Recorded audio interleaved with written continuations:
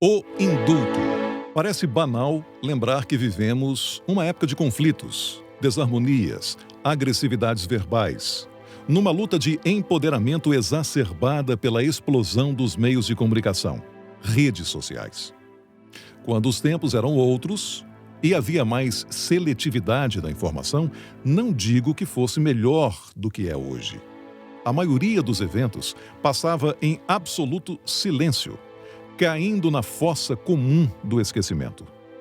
As gravações, imagens, vídeos e flagras de qualidade digital permitem hoje reconstituir o que se passou e também distorcer a realidade.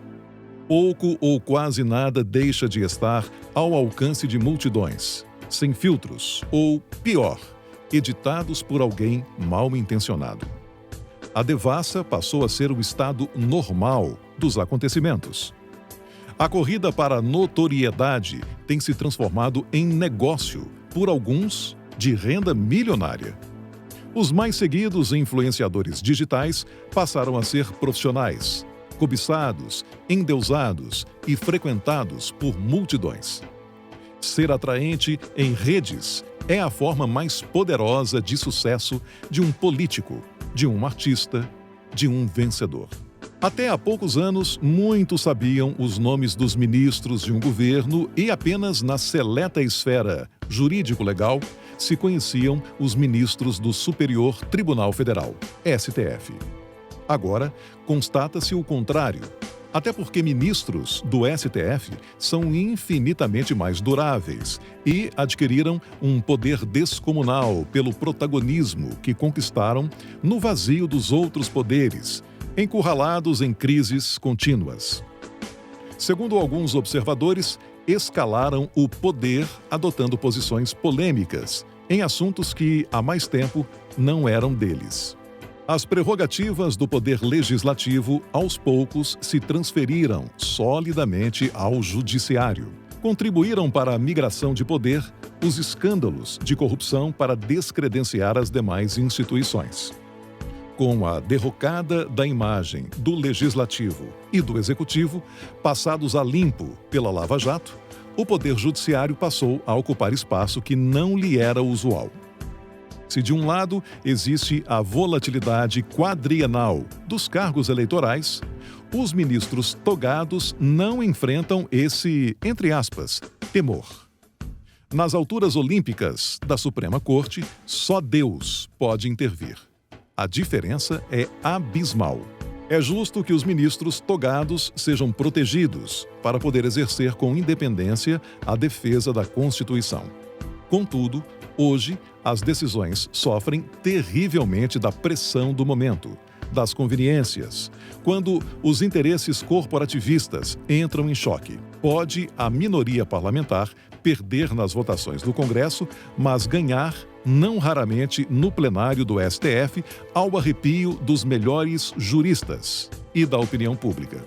O último caso é a condenação de um deputado, exatamente por suas opiniões, supostamente protegidas na Constituição pela inviolabilidade. A recente sentença do TJDFT destila o seguinte, abre aspas, é garantida a inviolabilidade civil e penal aos deputados e aos senadores por quaisquer de suas opiniões, palavras e votos, desde que tais manifestações tenham relação com o exercício do mandato, as quais podem ser exteriorizadas dentro ou fora das casas legislativas. Fecha aspas.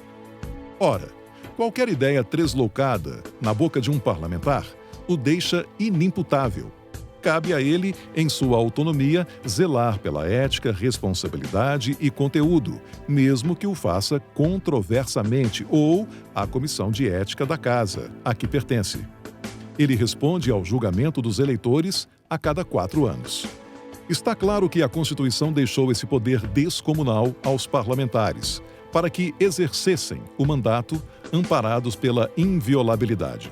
Mesmo que este seja exercido despropositadamente, faz parte do custo das garantias que a nação tem que pagar à democracia mais ampla e plena.